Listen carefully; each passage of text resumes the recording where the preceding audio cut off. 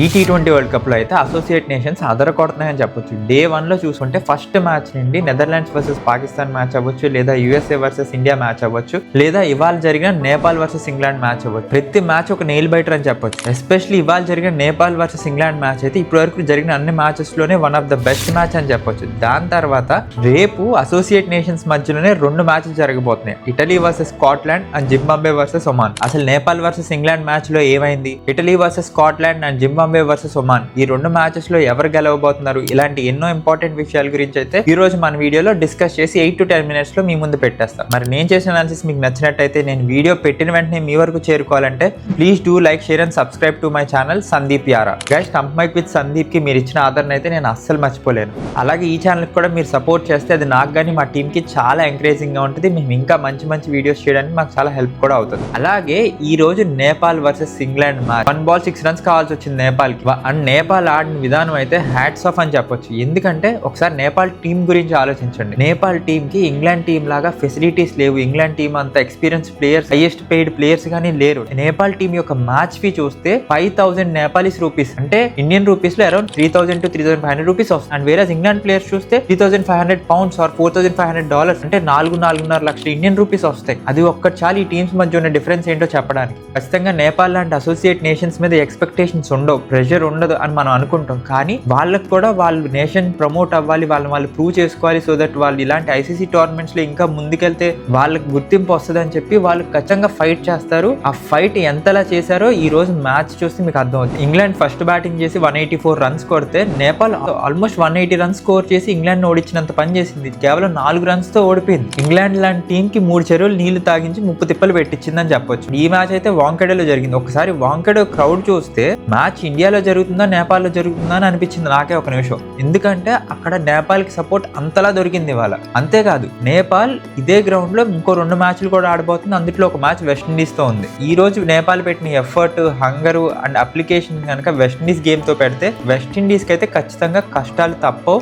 And Nepal యొక్క run rate చూసుకుంటే అది కూడా డీసెంట్ గానే ఉంది. ఎందుకంటే క్లోజ్ గేమ్ వచ్చిపోయింది నేపాల్. బట్ ఇంగ్లాండ్ కి మాత్రం ఒక మంచి లెర్నింగ్ అని చెప్పొచ్చు. ఇండియా పాకిస్తాన్ లానే ఏ టీమ్ ని ఈజీగా తీసుకోవడానికి లేదు ఈ టీ20 వరల్డ్ కప్ లో. ఆ రోజు ఎవరు బాడితే ఖచ్చితంగా వాళ్ళు డామినేట్ చేస్తారనడానికి ఇది ఇంకొక నిదర్శనం. అండ్ గ్రూప్ డి లో చూస్తే ఈ రోజు న్యూజిలాండ్ తో ఆఫ్ఘనిస్తాన్ ఓడిపోయింది. అది కూడా క్లోజ్ గేమే వచ్చింది. సో గ్రూప్ డి మనం ఏదైతే గ్రూప్ ఆఫ్ డెత్ అనుకుంటున్నామో ఈసారి అన్ని గ్రూప్స్ కూడా అలాగే ఉన్నాయని చెప్పొచ్చు. ఎందుకంటే అసోసియేట్ టీమ్స్ పెడుతున్న ప్రెషర్ అలాంటిది, వాళ్ళు చేస్తున్న పెర్ఫార్మెన్స్ అలాంటిది. ప్రతి మ్యాచ్ నెయిల్ బైటర్ లానే జరుగుతుంది అసోసియేట్ టీమ్స్ బాగా ఆడడం వల్ల. కాకపోతే వాళ్ళకి వచ్చిన ప్రాబ్లం ఏంటంటే మ్యాచ్ మొత్తం బాగా ఆడినా సరే ఎప్పుడైతే క్రంచ్ సిచ్యువేషన్స్, ప్రెజర్ సిచ్యువేషన్స్ వస్తాయో అక్కడ fielding lapses, especially catch drops వల్ల మెజారిటీ ఆఫ్ ద టైం వాళ్ళు మ్యాచెస్ అనేవి ఓడిపోతున్నారు. ఒక్క విషయం అయితే ఇక్కడ మనం క్లియర్ గా అర్థం చేసుకోవచ్చు. అసోసియేట్ టీమ్స్ అని చెప్తున్నాం కానీ వాళ్ళైతే they are not far behind us. వాళ్ళు కూడా మన వెనకాల ఫాస్ట్ గా వస్తున్నారు.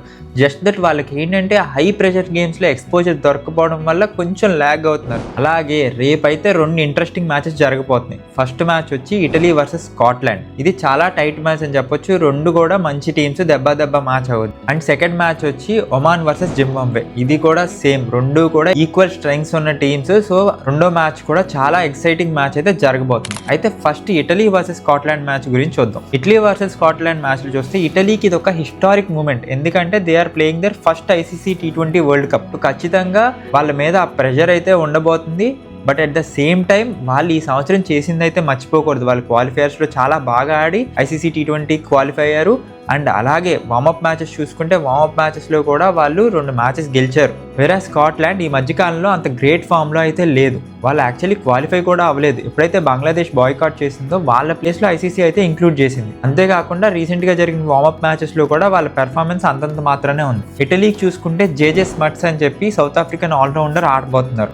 తను ఇటలీ టీంలో ప్లేయర్ టు లుక్అవుట్ అని చెప్పొచ్చు. అండ్ స్కాట్లాండ్కి వచ్చేసరికి జార్జ్ మున్సే గురించి మీకు తెలుసు, is a very good batsmen. So తను కూడా చాలా ఇంట్రెస్టింగ్ ప్రాస్పెక్ట్ అవ్వబోతాడు. అయితే ఈ 2 టీంలు చూసుకుంటే రీసెంట్ ఫామ్ ని కన్సిడర్ చేసి రేపు మ్యాచ్ లో ఇటలీ గెలవడానికి ఎక్కువ అవకాశం ఉందని నేను అనుకుంటున్నాను.